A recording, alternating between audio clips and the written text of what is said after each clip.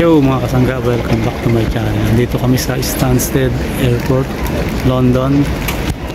Lilipat kami papuntang Scotland. Ang sasakyan namin ay Ryanair. Nais ko lang i-share sa inyo ang pag-travel namin o ang experience namin sa pag-travel papuntang Scotland.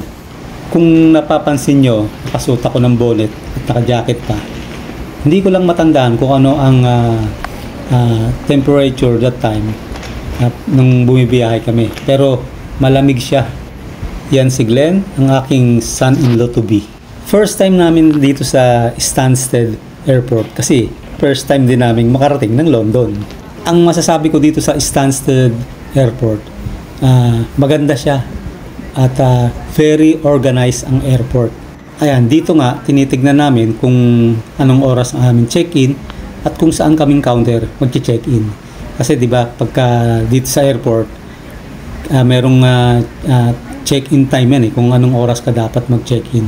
Makikita mo sa monitor.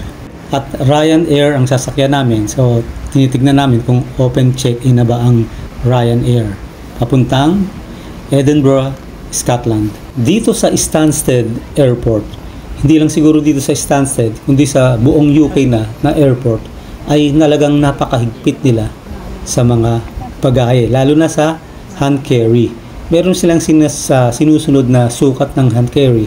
Susukati mo doon kapag hindi talaga nagkasya ron o sumobra ng kaunti, hindi talaga pwede.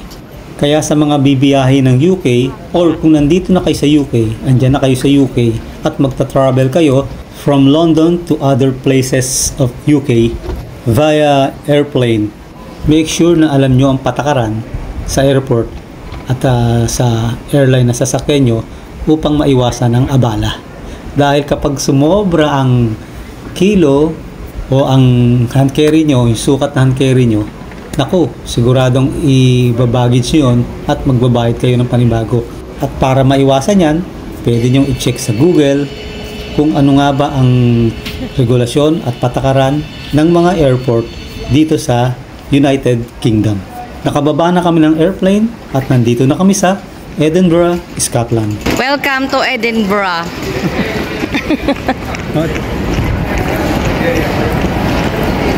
Kuha kami ng tickets here.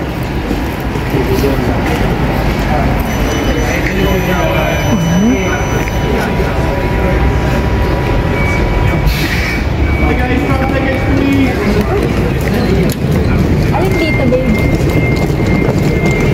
Naman siya kahit kailan niya siya gamitin. Kesa sa bibili kayo ng single ngayon December 19. Okay. Isang way lang yun. Mabuti naman may Pilipino dito sa airport ng Edinburgh at may nag-assist sa amin para sa tickets. Jollibee, maraming Jollibee dun. Magda-Jollibee pa rin. Magda-Jollibee pa rin. 38 pounds po. Sa po kayo sa Pilipinas. Nobileta po. Nobileta. Nobileta. Mga anak ko na sa Dasma. Talaga po. Taga-Muntinlupa pa kami. Oo, same. Matagal ka na dito? Ako po, bago pa lang, 3 years. Si wife ko po matagal na.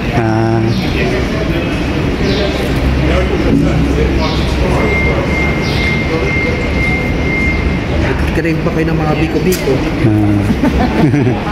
Ulit din da. Hindi, may nagtayo kasing Tuhan. oo na Filipino cafe. Search niyo po yung Kubo Cafe. Nasa may stock bridge siya.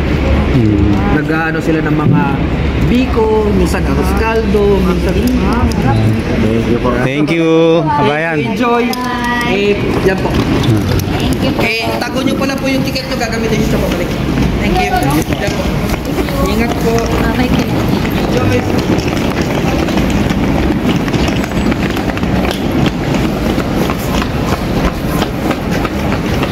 Kababayan tayong buti na may kababayan tayo dito. Maraming yung kanina dito nga sa atin. Ayos. Papatulong mo sa akin. Saan ba ang nito? Kaya po. Saan ba ang dulo nito? Ay, ang road dito? Hindi na, wala namang masyadong tao. Hindi, ayoko kasi ng pagkaisip. Kung malilipat na lang tayo. Talikod po yan dito. Nandito na kami sa, nakababa na kami ng airport ng Edinburgh. Edinburgh. Bahala na kayo. Sa Edinburgh. Edinburgh. As in bro. Edinburgh. Sumakay kami sa train, kung tawagin ay Tram. tram, ano? Tram. Pero hindi ito pag-aari ni tram. Hindi ma. Kasi ang hindi spelling tram. ay Hindi tram. Oo. T-R-A-M. Kaya nga, tram. Hindi naman tram. Tram.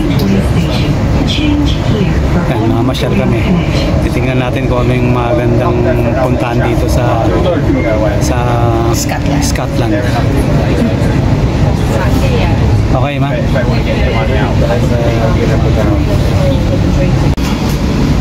Nakaka-amaze nga ang mga transportasyon dito. Talagang malilinis siya.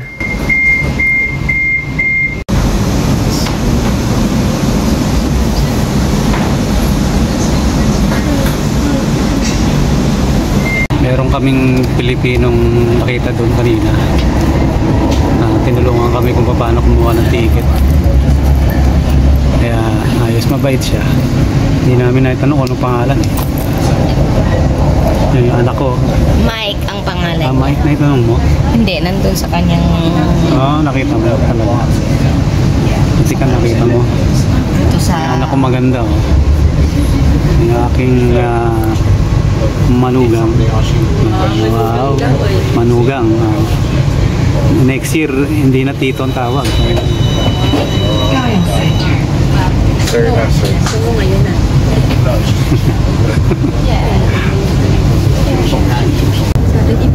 Ito yung mga makikita nyo habang nagta-travel kayo ng tram papuntang City of Edinburgh.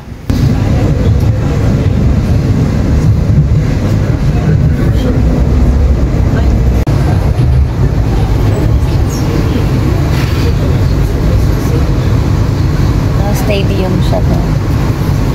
Itong tram na sinakyan namin dito sa Scotland, dito sa Edinburgh, isa siyang uri ng train na maliit na version ng train, tram kung tawagin. Meron siyang relay sa gitna ng nasa kalsada talaga, nakakasabay ng mga sasakyan. Sabay ng mga bus. Sabay ng mga bus, ganyan.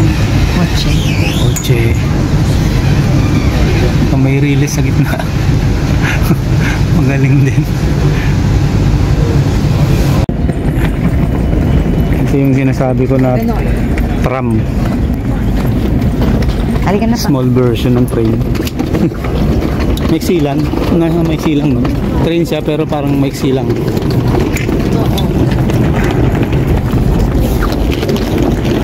Nakarating na kami dito sa accommodation na tutuluyan namin.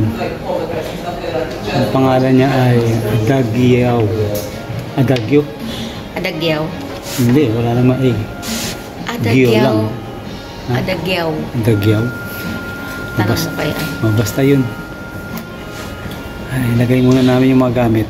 Tapos mamamasyal kami. Kain muna bago mamamasyal. Lalaki na din. Yan. Kami sa aming room.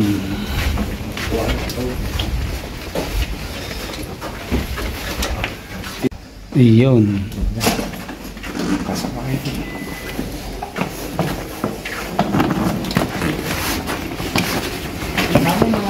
Mali.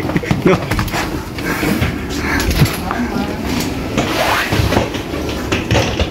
Kuya ka na ano nanila. Kamay ni Papa. Walang pinto to? Ayan, may pinto. Dito kami kakain sa Dumpling Queen. Dito lang yan sa Scotland. Ayan, titignan namin kung ano ang masasarap na pwede naming ma-order at makain dito sa restaurant na ito. Maganda ang lugar, ang loob, malinis at maraming naka-display sa wall. Mga kasangga, abangan nyo ang aking mga susunod na upload ng aming experience dito sa Edinburgh, Scotland. Please subscribe and thank you for watching.